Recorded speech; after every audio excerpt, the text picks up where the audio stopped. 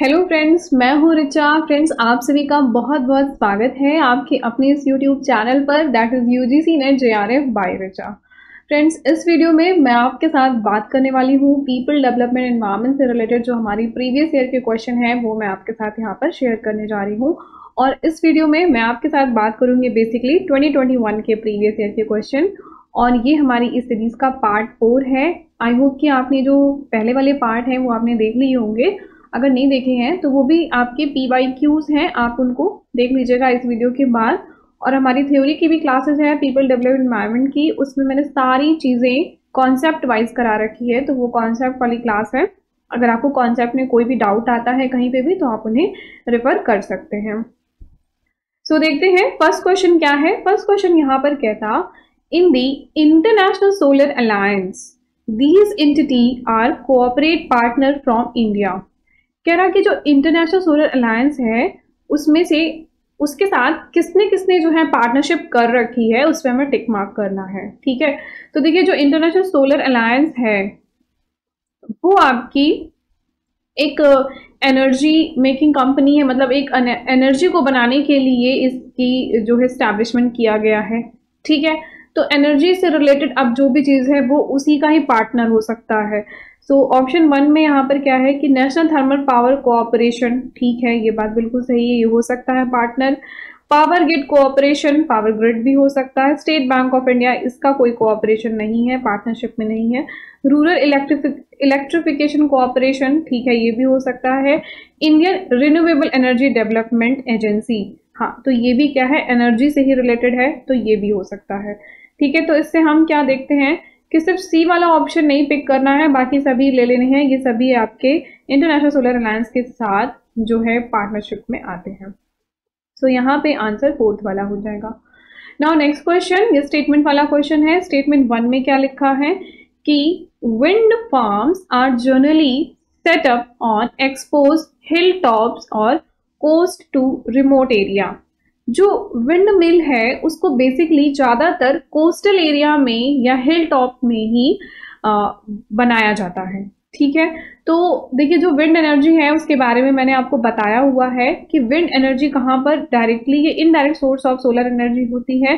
Basically ये कैसे बनाई जाती है, यहाँ पर अनइवन हीटिंग होनी चाहिए, ठीक है, अर्थ एटमॉस्फेयर को bye solar radiation, variation in the topography होना चाहिए, और रोटेशन ऑफ द अर्थ, इन सभी चीज़ों के कॉम्बिनेशन से हम विंड एनर्जी बनाते हैं। तो वही बात यहाँ पे भी लिखी गई है कि जो कोस्टल एरिया होता है वो दूर दूर तक, कोस्ट आप देखते हैं ना कि मतलब बहुत दूर तक पानी है, तो वहाँ पे हवाओं, मतलब जो भी स्पीड होगी विंड की उस पर डिपेंड करता है। ठीक है, सोलर ऊर्जा पे, और जो भी ऊंचा नीचा सा जो एरिया होता है उस पर डिपेंड करता है जो हमारी विंड एनर्जी है। तो स्टेटमेंट 1 बिल्कुल ठीक बात कहता है, एकदम सही है। स्टेटमेंट 2 में क्या कहता कि wind velocity are study in the remote location. जो रिमोट एरिया होते हैं वहाँ पर विंड की जो स्पीड होती है, यानी वेलोसिटी जो होती है वो कैसी होती है, स्टेडी होती है, मतलब एक जैसी होती है। ठीक है, तो यहाँ पर आप देखते हैं कि एक जैसी नहीं होती है, जो स्पीड है वो तो डिपेंड करता है ना, कभी तेज कभी स्लो, आपको पता तूफान आ सकता है, कुछ भी ऐसा, तो ये एक जैसी तो नहीं होती है। सो ये वाला स्टेटमेंट जो है वो रॉन्ग हो जाएगा। So statement 1 is correct and second is the incorrect. I hope कि ये दोनों क्वेश्चन आपको क्लियर हो गया होगा।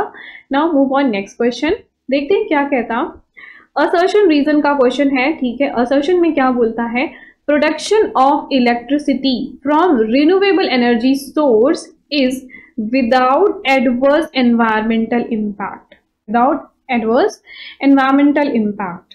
तो देखिए ये हमें पता है कि दो तरीके से हम एनर्जी को प्रोड्यूस कर सकते हैं, एक तो हो सकता है हमारा रिन्यूएबल सोर्स और दूसरा है नॉन रिन्यूएबल सोर्स। ठीक है, रिन्यूएबल नॉन रिन्यूएबल क्या है, रिन्यूएबल वो सभी सोर्सेज जिनको कि हम यूज कर रहे हैं बट वो एग्जॉस्ट नहीं हो रही, मतलब खत्म नहीं हो जाएंगी, हम उनको दोबारा से रिन्यूएट कर सकते हैं, जैसे कि सन एनर्जी हो गई, ठीक है, सोलर ऊर्जा हो गई, बायोमास हो गया, जियोथर्मल, हाइड्रो, सोलर, विंड, ये आपकी रिन्यूएबल है, यानी कि हम इनको एग्जॉस्ट करके खत्म या नष्ट नहीं कर रहे हैं, मतलब ये दोबारा से मिल जाती हैं। बट जो नॉन रिन्यूएबल एनर्जी है, ये वो एनर्जी का सोर्स है जहां पर जब हम इनको एक बार यूज कर लेते हैं, तो जैसे कोल्स के माइन है, तो अब उसमें से अगर हम कोल यूज कर रहे हैं तो उतना तो एग्जॉस्ट हो रहा है ना, धीरे धीरे एक टाइम के बाद, एक पॉइंट ऑफ टाइम ऐसा आएगा जब ये भी खत्म हो जाएगा। ठीक है, नेचुरल गैसेस जहां पे हमने एलपीजी वगैरह पढ़ा था कि ये सब हम यूज करते हैं, तो ये एक टाइम के बाद कंज्यूम होके खत्म हो जाएंगे। नॉन रिन्यूएबल हैं जो हैं, बस उनको हम एक्सट्रैक्ट कर सकते हैं और जब वहां नहीं बचेगा तो वो खत्म हो जाएगा, तो ये नॉन रिन्यूएबल हुआ। ठीक है, अब ये इसके बारे में लिखा हुआ है, आप देख सकते हैं। अब जो क्वेश्चन है इसमें बोलता कि जब प्रोडक्शन है इलेक्ट्रिसिटी का रिन्यूएबल सोर्स से, वो जब हम बनाते हैं तो उसका हम एनवायरनमेंट पे कोई भी बैड इम्पैक्ट नहीं डालते हैं।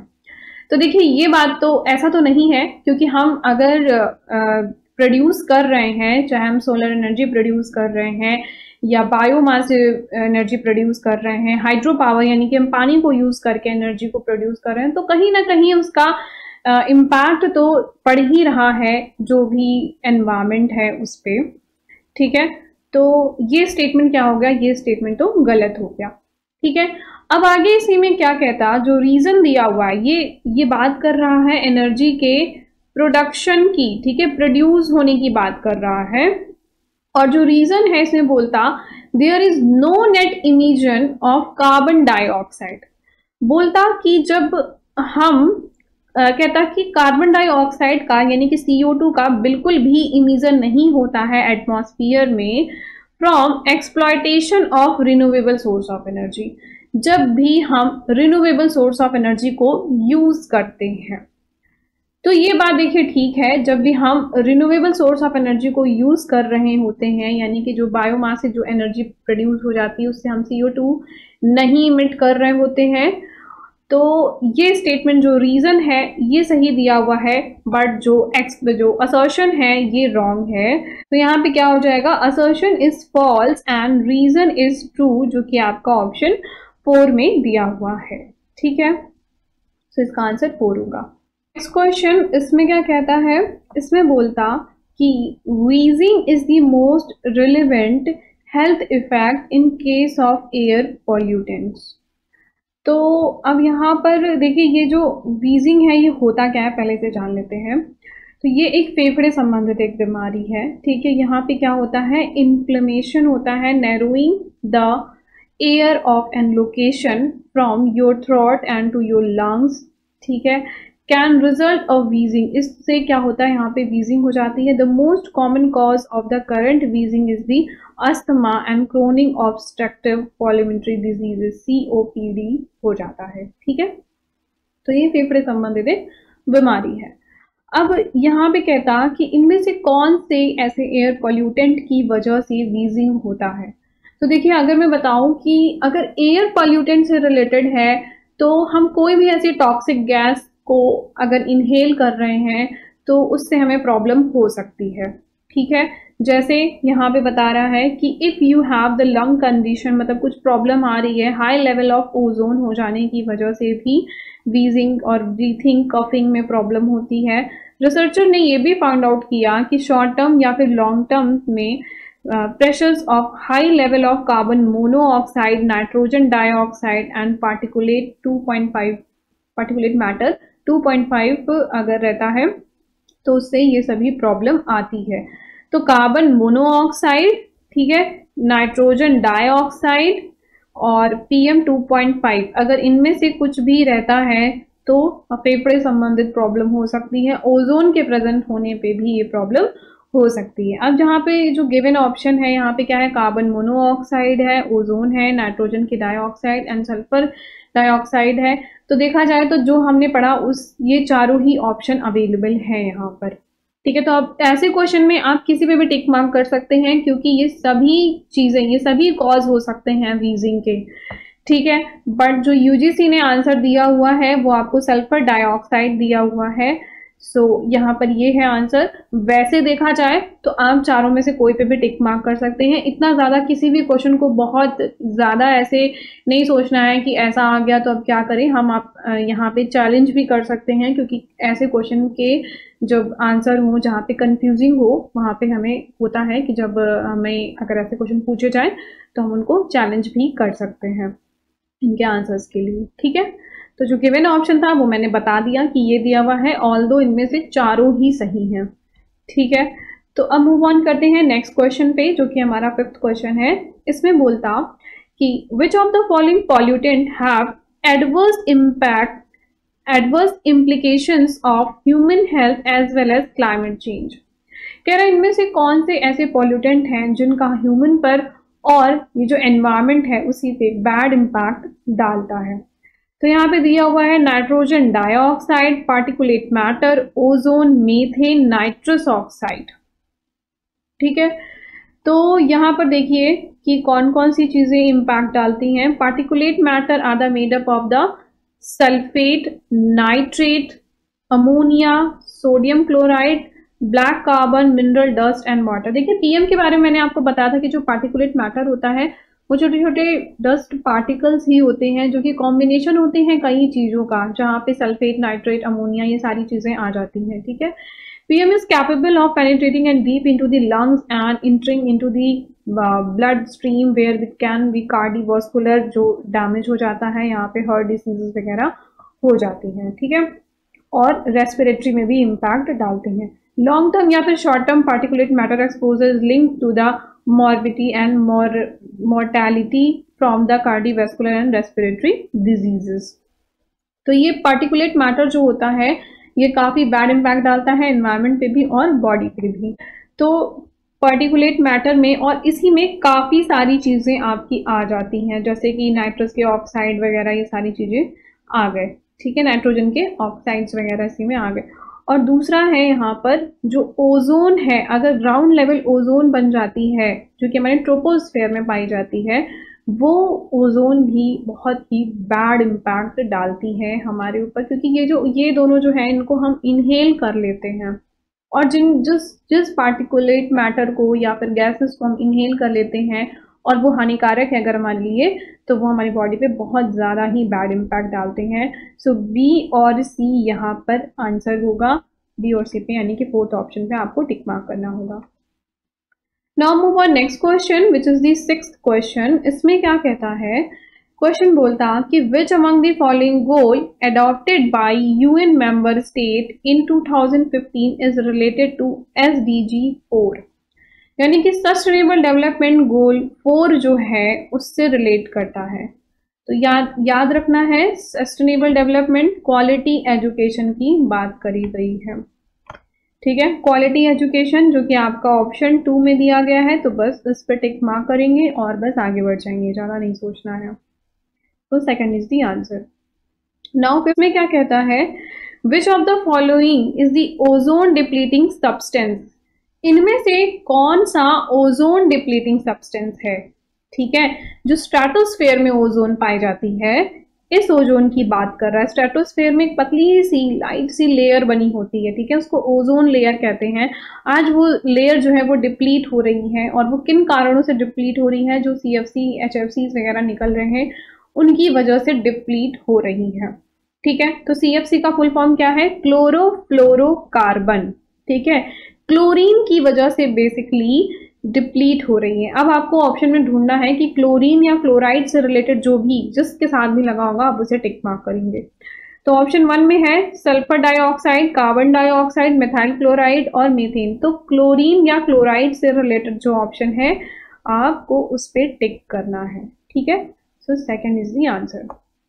नाउ नेक्स्ट क्वेश्चन, ये थोड़ा अच्छा क्वेश्चन है, ये कॉन्सेप्ट वाला क्वेश्चन है, नया कॉन्सेप्ट है। देखिए इसमें क्या कहता है, असर्शन दिया हुआ है। असर्शन में बोलता कि the in situ passive soil remediation process is easiest to implement and least expensive. ठीक है, अब इस क्वेश्चन में बात सॉइल से रिलेटेड कर रहा है, सॉइल से रिलेटेड कर रहा है और बोल रहा है कि ये एक तरीके से उसको प्यूरिफाई करने का एक तरीका है। तो इंस्यूट, ये नोट डाउन कर लीजिए, कि इन सूट जो है remediation is a method of breaking down purifying the hazardous substance present in the soil and ground water. तो ग्राउंड वाटर और सॉइल में जो हैजार्डस सब्सटेंस आ जाते हैं या पड़े होते हैं, उनको रिमूव करने के लिए, रेमेडिएट करने के लिए इंस्यूट इज दी प्रोसेस है। ठीक है, अब आप इस इमेज के थ्रू देख सकते हैं किस तरीके से किया जाता है, यानी कि ऑक्सीडाइज करके इनको जो भी यहाँ पे इम्प्योरिटीज होगी उसको हम साफ कर सकते हैं। ठीक है, तो यानी कि असर्शन में जो दिया हुआ है in situ passive soil remediation process है, ये एक तरीके का रेमेडिएशन प्रोसेस है। Easiest way to implement the least expensive, एक ईजिएस्ट वे है और लीस्ट एक्सपेंसिव तरीका है। तो ये स्टेटमेंट ठीक है, इसमें कुछ भी गलत नहीं कह रहा है। रीजन है इसमें क्या कहता, it realize upon the several natural process to destroy the contaminants. ये एक तरीके का नेचुरल प्रोसेस है जिससे कि हम कंटामिनेट को डिस्ट्रॉय कर सकते हैं। तो रीजन भी बिल्कुल ठीक बात कह रहा है, यहाँ पे हम लोग क्या करते हैं, जो भी इम्प्योरिटीज है उसको डिस्ट्रॉय किया जाता है। सो असर्शन सही है, रीजन भी सही है और करेक्ट एक्सप्लेनेशन भी इसी बारे में बात भी कर रहा है। So statement one, answer 1 is the answer. Now next question जो कि 53rd क्वेश्चन है, इसमें क्या कहता है, इसमें बोलता है कि D watering of sewage sludge can be achieve by. हाँ, ये भी क्वेश्चन देखिए अच्छा है, डी वाटरिंग। अब सबसे पहले तो यहाँ पे समझ लीजिए कि जो हम लोग वेस्ट वाटर ट्रीटमेंट प्लांट, यहाँ से क्वेश्चन कई बार आता है। तो बेसिकली होता क्या है इसमें, देखिए जो भी हम पानी जहाँ से भी लेते हैं, चाहे नदियों से, तालाबों से, तो वो पानी कैसा होता है, वो बहुत ही साफ सुथरा पानी तो होता नहीं है। तो उस पानी को साफ बनाने के लिए एक बड़े से प्रोसेस से होकर के गुजरना होता है। जैसे कि जो भी पानी आप देखो नदी तालाबों में, आप देखो कि वहां पे चिप्स के पैकेट हैं या कुछ भी कूड़ा कचरा सब उसी में ऐसे फेंक दिया जाता है, या जीव जंतु की डेड भी कभी कभी हो जाती है, तो वो भी सब उसी में भी पड़े रहते हैं। तो अगर आप देखो कि अब हम वहां से जो पानी ले रहे हैं तो वो अब डायरेक्टली तो पीने लायक वो है नहीं, या फिर हमारे किसी भी काम लायक तो है नहीं। तो क्या करेंगे हम, तो उसको साफ करने के लिए सबसे पहले एक स्क्रीनिंग वाला प्रोसेस होता है, जहां पे मोटा कूड़ा कचरा अलग किया जाता है। ये हमने पहले वाले वीडियोस में देखा हुआ है। ठीक है, जो रैपर्स वगैरह होते हैं या कुछ भी ऐसी चीजों को हटा दिया जाता है। तो स्क्रीनिंग में भी फाइन स्क्रीनिंग और स्क्रीनिंग होती है कि मोटे मोटे और जो थोड़े छोटे छोटे भी, जिनको भी हम देख सकते हैं, उन सभी कूड़ों को वहां से हटा लिया जाता है। तो स्क्रीनिंग का एक तरीका होता है। ऐसे करके काफी सारे स्टेप्स होते हैं, जैसे हम आगे बढ़ते जाते हैं। ठीक है, तो कई सारे स्टेप होकर के गुजरते हैं जिनसे हम पानी को साफ करते हैं। ठीक है, तो वो तो हो गया एक आपका पानी को साफ करने का तरीका। ठीक है, अब जो वेस्ट वाटर, जो घर से वेस्ट वाटर निकलता है, यानी कि जो म्युनिसिपल वेस्ट निकलता है, यानी कि जो सीवेज वगैरह से निकलता है, उसको किस तरीके से ट्रीट किया जाए। तो उसको ट्रीट करने के लिए डी वाटरिंग किया जाता है, यानी कि जो गंदा कचरा है वो अलग हो जाए और जो पानी है वो अलग कलेक्ट कर लिया जाए। ठीक है, तो अब इस इमेज के थ्रू आप यहाँ पर देख सकते हैं कि ये क्या है, ये सब वही इम्प्योरिटी मतलब ये सब वही गंदा कचरा कूड़ा, मतलब जो सीवेज ट्रीटमेंट प्लांट आप कर रहे हैं ना, तो आप ये समझिए कि जो गंदगी है उसको हम अलग करते हैं और पानी को अलग करते हैं। ठीक है, इधर आप देख सकते हैं, इधर वाटर की इमेज लगाई गई है। तो sewage sludge is a residual semi solid material that is produced by the product during the sewage treatment industrial and municipal waste water. Sludge में क्या किया जाता है, sludge dewatering is a produce use to reduce the waste volume in order to get rid of disposal, ताकि दोनों को proper तरीके से डिस्पोज किया जा सके। जैसे लिक्विड है, जैसे भी अभी भी देखो तो अब घरों में क्या होता है, सूखा कूड़ा और गीला कूड़ा दोनों को अलग अलग कलेक्ट करना होता है। ठीक है, तो उसी तरीके से यहाँ पे भी क्या हो रहा है कि जो कचरा है, गंदा पानी गंदा है, उसको अलग फ्लो किया जाएगा और जो कचरा है उसको अलग। ठीक है, तो डी वाटरिंग वही तरीका है कि जो पानी के साथ साथ जो कचरा आ रहा है उस कचरे को अलग करना और पानी को अलग करना, ये है डी वाटरिंग। ठीक है, अब कह रहा है कि D watering of sewage sludge कैसे, इसको किन किन मेथड के थ्रू कर सकते हैं। तो यहाँ पे मेथड है, ये आपको याद करने होंगे, मतलब नोट डाउन कर लीजिए। तो यहाँ पे है ग्रेविटी थिकनेस के थ्रू, मैकेनिकल स्ट्रिंग के थ्रू, और यहाँ पे फ्लोटेशन के थ्रू अलग किया जाता है। स्क्रीनिंग वगैरह तो हम तब यूज करते हैं जब हम वाटर को क्या कर रहे होते हैं, प्यूरिफाई कर रहे होते हैं, तब स्क्रीनिंग का यूज करते हैं। बट यहाँ पे क्या है कि जो गंदा पानी है, जो हमारे घर से एक्सट्रैक्ट होके गंदा पानी जा रहा है, उसको किस तरह से डिस्पोज ऑफ किया जाए। तो पानी को अलग और जो कचरा है उसको अलग, डी वाटर्ड, उसको सुखा के अलग कलेक्ट किया जाता है, नहीं कि अलग डिस्पोज किया जाता है। ठीक है, तो कौन कौन से तरीके होंगे, ग्रेविटी थिकनेस, मैकेनिकल स्ट्रिंग और फ्लोटेशन, ये 3 चीजें याद रखनी है, ए, बी और डी। ठीक है, ए, बी और डी आपका ऑप्शन फर्स्ट में है, so first is the answer. Now move on next question. इसमें क्या है भाई, यहाँ पे एक्ट दिए गए हैं और उनके ईयर दिए गए हैं, इनको मैच कराना है। तो यहाँ पे मैंने कुछ आपके लिए सुविधा के लिए कुछ एक्ट जो इम्पोर्टेंट है एनवायरमेंट से रिलेटेड, वो मैंने यहाँ पे लिख दिया है कि एनवायरमेंट प्रोटेक्शन एक्ट जो है 1986 में आया था। ठीक है, नेशनल एनवायरमेंट ट्रिब्यूनल एक्ट 1995 में आया था। फटाफट से नोट डाउन कर लीजिए। Public liability insurance act and rule जो आया था, इसका अमेंडमेंट होकर के 1992 में आया था। बायो मेडिकल वेस्ट, जो हॉस्पिटल वगैरह से कूड़ा कचरा निकलता है, उनको किस तरीके से डिस्पोज करना है, वो आया था 1998 में। नेशनल एनवायरमेंट एपिलेट अथॉरिटी से रिलेटेड जो एक्ट आया 97 में आया है। बायोलॉजिकल डाइवर्सिटी, जो विभिन्न तरह की प्रजातियां होती हैं, उनको कैसे यूज करना है, उसका कैसे बेनिफिट है, वो सारी चीजें 2002 में उनके लिए एक्ट बनाया गया। वाटर रिलेटेड एक्ट यहाँ पर मैंने लिख दिया है और एयर रिलेटेड एक्ट मैंने यहाँ पर लिख दिया है। आप इसको स्क्रीनशॉट ले लीजिए और फटाफट से नोट डाउन कर लीजिए। ठीक है, सो अब यहाँ पर है कि water prevention and control act, air prevention and control act, environment protection act, ये तो सभी को याद होगा। एनवायरमेंट प्रोटेक्शन एक्ट 1986 में आया था। सो सी को 1 से मैच कराना है, जो कि हमारे पास दोनों ऑप्शन में दिया गया है। अब यहाँ पर देखिए, जो वाटर से रिलेटेड जो एक्ट है, तो water prevention and control of pollution act 1974 में आया है। इसका जो केस एक्ट था 1977 में आया था, और जिसके लिए केस रूल था वो 1978 में आया था। तो बेसिकली जो एक्ट है वो 74 में आया हुआ है। तो water prevention and control act सिर्फ पूछा है, जो कि 74 में आया है। तो ए को 2 से मैच कराना है।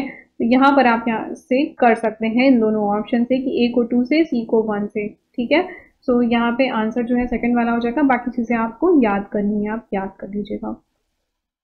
नाउ नेक्स्ट क्वेश्चन है, इसमें क्या कहता है, ये हमारा 10th क्वेश्चन है। इसमें बोलता कि which one of the following is the isotopes of the uranium fission होगा, FISSION।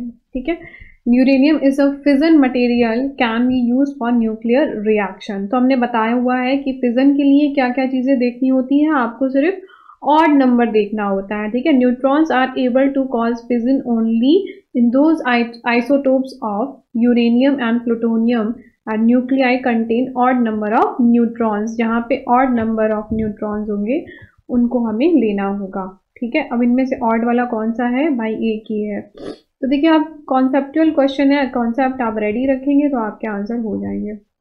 नेक्स्ट यहाँ पे क्वेश्चन है, बोलता कि rain is term to the acid rain when its pH जो वैल्यू है उसके बेसिस पे बताना है। तो ये है, ये स्केल है, ये स्केल आप अपनी कॉपी में बना लीजिए। ठीक है, एसिड रेन अगर 3 से 4 के बीच में होता है तो वो एसिड रेन होता है। 5 to 6 के बीच में होता है, 5, 6 और 7 के बीच में अगर होता है तो वो आपका नॉर्मल रेन है। और ये वाला बाकी आपका ये ओशन वाटर हो जाता है 8 पे। और अगर 1 से 2 के बीच में होता है तो ये बहुत ही ज़्यादा एसिड होगा, इसमें मतलब बहुत ज़्यादा ख़राब होता है। ठीक है, तो ये स्केल है, बस इसको इतना बना लेंगे। तो बेसिकली एसिड वाला याद रखना है, 3 to 4 के बीच में है तो एसिड होगा। ठीक है, अब यहाँ पे कहता है कि the rain is term to be acid rain, तो उसका pH वॉल्यूम, तो यहाँ पे ये याद रखना है कि लेस देन 5.6 होगा तो वो सभी हमारा एसिड रेन होगा। ठीक है, यहाँ पे ये देखिए, नॉर्मल रेन हमारा 5.6 से शुरुआत होती है, उसके पहले वाले सभी हमारे कैसे होंगे, एसिड रेन होगी। ठीक है, नाउ नेक्स्ट क्वेश्चन है, इसमें क्या कहता है, इसमें बोलता by the year 2020 one of the target of sustainable development goal is to reduce the global death and injury from the road traffic accident by. तो जो भी सस्टेनेबल डेवलपमेंट गोल है हमारा, उसमें जो भी रोड ट्रैफिक से रिलेटेड था उसमें कितना % रिड्यूस करने की बात करी गई थी। तो यहाँ पर बात की गई थी under this road safety is an important sustainable development issue in 2030 agenda, जहाँ पर 2020 तक हमें कम करना था 50% तक, जो कि टारगेट 3.6 में बताया गया था। ठीक है, ये वाला पॉइंट है जहाँ से क्वेश्चन आया हुआ है। अब एक और उसी का एक और टारगेट है जो कि SDG 11 में है, make city and human settlement include the safe and resilient sustainable. इसमें जो सब टारगेट है 11.2, इसमें क्या बताया गया, it provide access to the safe and affordable access and sustainable transport system for all by 2030। ठीक है, तो ये चीज़ ध्यान रखनी है कि 3.6 जो सब टारगेट है उसमें 50% तक रिड्यूस करना था 2020 में। और देखिए, जो भी क्वेश्चन आपके प्रीवियस ईयर से संबंधित आए हुए हैं, उन क्वेश्चंस को आपको, उन थ्योरी को, उन ऑप्शंस को, उन क्वेश्चंस को अच्छे से रेडी रखना है। इतना अगर आप रेडी रखेंगे तो आराम से कैसा भी होगा आप अच्छे से सभी क्वेश्चन के आंसर आप कर पाएंगे वहां पे। ठीक है, नाउ नेक्स्ट क्वेश्चन, ये एक अच्छा क्वेश्चन है, यहाँ पर समझ लीजिए। ये वाला क्वेश्चन ना मेरे सेशन में भी आया था जब मेरा एग्जाम था, तो आर्सेनिक रिलेटेड वहां पे भी क्वेश्चन पूछा हुआ था। तो यहाँ पे है कि according to the WHO standard of drinking water quality concentration of arsenic should not exceed, कितने से ज्यादा नहीं होना चाहिए आर्सेनिक, ये यहाँ पे पूछ रहा है। तो शुड नॉट एक्सीड 10 UGL, जो भी है यहाँ पे ये नोट डाउन कर लीजिए, ये यूनिट है। तो ये आंसर यहाँ पे हो जाएगा फर्स्ट वाला, तो यहाँ पे first is the answer. Now next question है which is the 59th question. इसमें क्या बोलता है, during the combustion process the following air pollutants are produce. जब कंबस्शन होता है, कंबस्शन का मतलब जब कोई चीज जलाई जाती है, तब कौन सी गैस या इनमें से कौन सी चीज जो है वो प्रोड्यूस होती है। ठीक है, तो फ्यूल, पहली बात तो फ्यूल कब कंबस्शन होगा, यानी कोई भी चीज, आप गैस है, लकड़ी है, कुछ भी जब आप जला रहे होगे, देखिए यहाँ पे ऑयल, गैसोलीन, वुड, कुछ भी या नेचुरल गैस आप जलाओगे ऑक्सीजन की प्रेजेंस में। ये ध्यान रखना, अगर वैक्यूम होगा तब कोई भी चीज जलेगी नहीं, एयर होना चाहिए, ऑक्सीजन होना चाहिए। तो ऑक्सीजन के प्रेजेंस में जब आप उसको जलाते हो तो क्या इमिट होगा, CO2 इमिट होगा और CO। ठीक है, यहाँ पे नाइट्रोजन के ऑक्साइड्स भी निकलेंगे और सल्फर के ऑक्साइड्स निकलेंगे, सल्फर के ऑक्साइड, नाइट्रोजन के ऑक्साइड और कार्बन के ऑक्साइड। ठीक है, तो नाइट्रिक ऑक्साइड ठीक है, नाइट्रोजन ऑक्साइड ठीक है, कार्बन मोनोऑक्साइड। अब यहाँ पे ये तीन चीज तो होगी कि नाइट्रिक ऑक्साइड, नाइट्रोजन ऑक्साइड और कार्बन मोनोऑक्साइड। ठीक है, अब बात करते हैं कि ये जो नाइट्रस ऑक्साइड है ये क्या है, इस पे क्यों नहीं मैंने टिक किया। तो नाइट्रस ऑक्साइड ये नहीं निकलता, it is the odourless colourless gas होती है, नॉन फ्लेमेबल गैस है। ठीक है, इसको लाफिंग गैस भी कहते हैं। तो ये नाइट्रस ऑक्साइड लिखा हुआ है, ये ध्यान रखना है। नाइट्रोजन के ऑक्साइड्स निकलेंगे बट नाइट्रस ऑक्साइड पे टिक नहीं करना है, ये नॉन फ्लेमेबल गैस है। While nitrogen oxide is not flammable, it support to the combustion to the same extent as the oxygen does. ठीक है, तो ये प्रमोट करता है किसको, कंबस्शन को, ना कि जब जलाते हैं उसके बाद पॉल्यूशन के रूप में निकलने वाली गैस है। सो ये वाला गलत हो जाएगा। तो कौन कौन से बताया आपको, नाइट्रोजन के ऑक्साइड, कार्बन के ऑक्साइड और सल्फर के ऑक्साइड इमिट होते हैं, उनको वहां पे टिक करना है। तो A, B और D, A, B और D आपका ऑप्शन 4 में है। तो इसका आंसर यहाँ पे 4th हो जाएगा। Now move on next question. इसमें क्या कहता है, इसमें बोलता कि ये इंटरनेशनल सोलर लैंड से है, बोलता द विजन स्टेटमेंट क्या है इंटरनेशनल सोलर लैंड्स का। तो ये देखिए, ये जो इंटरनेशनल सोलर लैंड्स है वो 2017 में हुआ था। ठीक है, बेसिकली ये किसके लिए हुआ था, जो भी हमारे ट्रॉपिक ऑफ कैंसर और ट्रॉपिक ऑफ कैप्रिकॉर्न के बीच में जो भी कंट्री आने वाली है उन्होंने मिल करके बेसिकली इसमें पार्टिसिपेट किया है। ठीक है, 122 कंट्रीज थी। और यहाँ पर आपको देखना है कि इसका जो मेन स्टेटमेंट है वो मतलब क्या बोलते हैं, जो विजन स्टेटमेंट है वो क्या था। तो विजन स्टेटमेंट है ये वाला यहाँ से, let us together make the sun brighter, ये इसका मिशन था। ठीक है, मिशन है let us together make the sun brighter. ये स्टेटमेंट है, ये आप नोट डाउन कर लीजिए। So vision statement of international solar alliance यहाँ पर है, let us together make the sun brighter. So second is the option is the answer. So friends, मिलते हैं आपसे नेक्स्ट वीडियो में। आई होप कि आपको ये जो भी 15 क्वेश्चन थे ये आपको समझ में आएंगे, विद कॉन्सेप्ट सारे क्वेश्चन थे। और अगर आपको किसी भी क्वेश्चन में डाउट होता है तो आप मुझे कमेंट करके यहाँ पे पूछ सकते हैं, या फिर आप मेरे टेलीग्राम चैनल पे भी आप मुझसे अपने डाउट पूछ सकते हैं। और फ्रेंड्स, अगर आपको ये वीडियो अच्छा लगा हो तो प्लीज़ ज़रूर से ज़रूर आप कमेंट करके मुझे बताइए, और इस वीडियो को लाइक कीजिए, या जैसा भी लगा हो कमेंट करके मुझे बताइए। And thank you so much for watching this video.